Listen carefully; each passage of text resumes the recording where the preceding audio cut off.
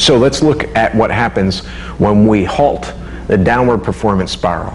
As soon as we step into a mistake or the unexpected, temporarily our focus narrows. But as soon as we let go of that distraction, as soon as we let go of that and head into the recovery period, our focus broadens.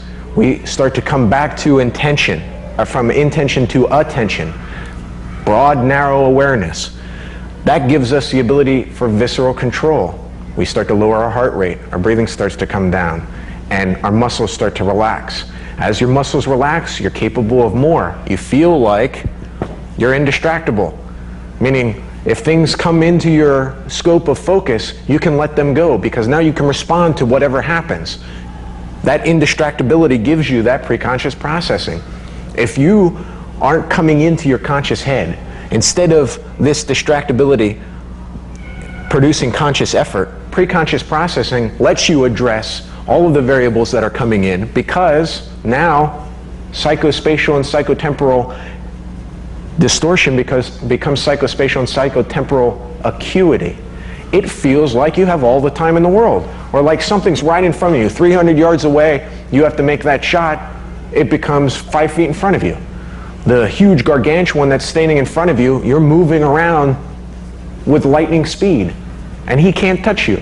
It feels like you're totally relaxed, and you're in the thick of it. You're right in a storm, standing in the eye of the vortex, and nothing can harm you.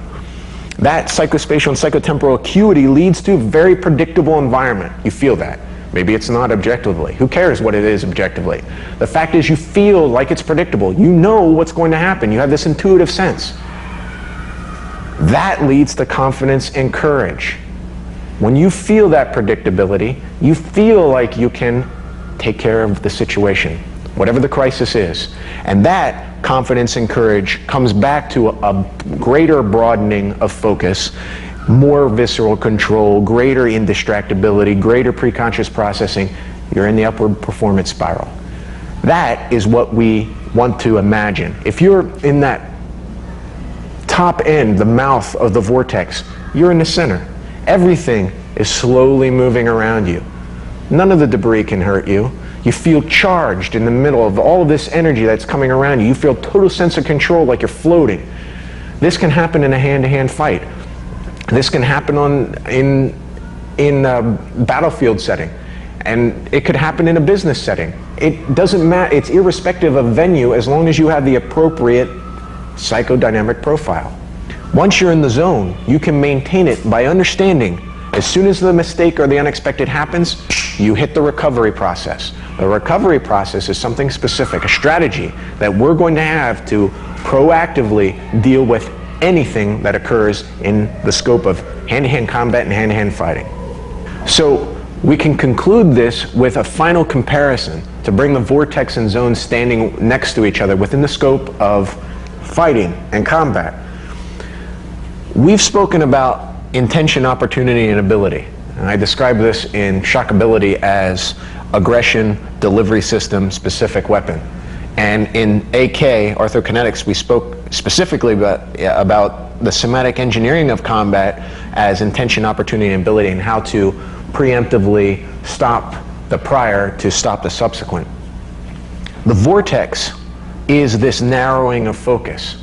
Once a mistake or the unexpected happens and our focus starts to narrow, then we're stuck in a very, well, we're not going to be stuck in this, we're going to push him into this in a moment, but the individual's stuck in looking for an opening, looking for creating conscious effort, creating the opportunity to apply a specific technique, the ability, and it becomes offensive defensive, which is reactionary. And we talked about the expanding reactionary gap. Once we have our focus narrowed and time starts to slow down and speed up, and we can't process everything that's going on. We have to trudge through the molasses.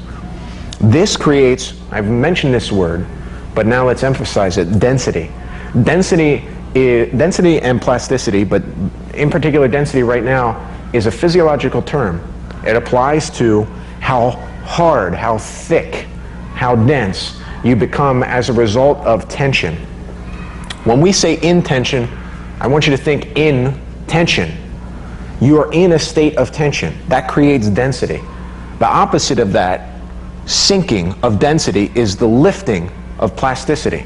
Now, probably for metaphorical terms, it would be more apt to say fluidity. People talk about fluidity all the time in its esoteric nature. Look, you're a human being.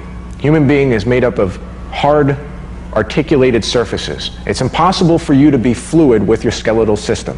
It's only possible to be plastic because you're articulated. If you have unrealistic expectations, if you expect to be able to respond like a jellyfish, where if anything happens, just that point moves, that's unrealistic, and you're heading yourself down the vortex. If you train thinking that you're going to be fluid, you're going to end up performing like a board. The zone, to contradistinguish from the vortex, requires attention.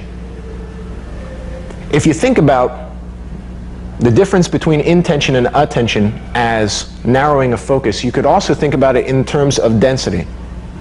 Attention is your awareness level. You're moving from attention to relaxation. You're moving from a state of tension to relaxation. We've spoken about this in the health system. In intention, you're moving into tension. You're moving from a state of relaxation to tension.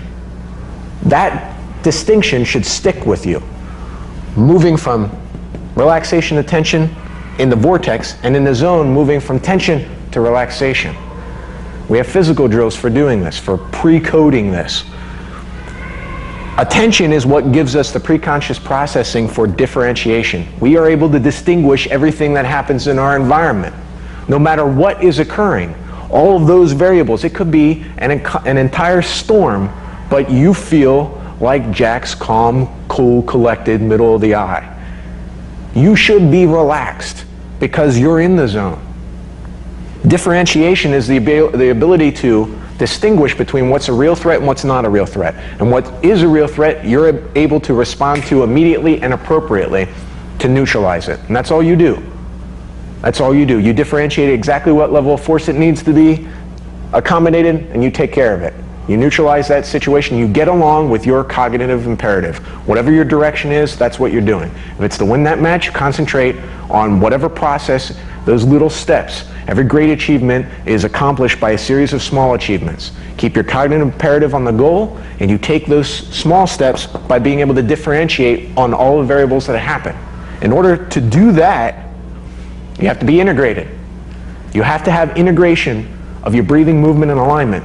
Something that basic. Your somatic integration. You have to have your integration to follow through with a task. If it's attentional saturation, it has to be real.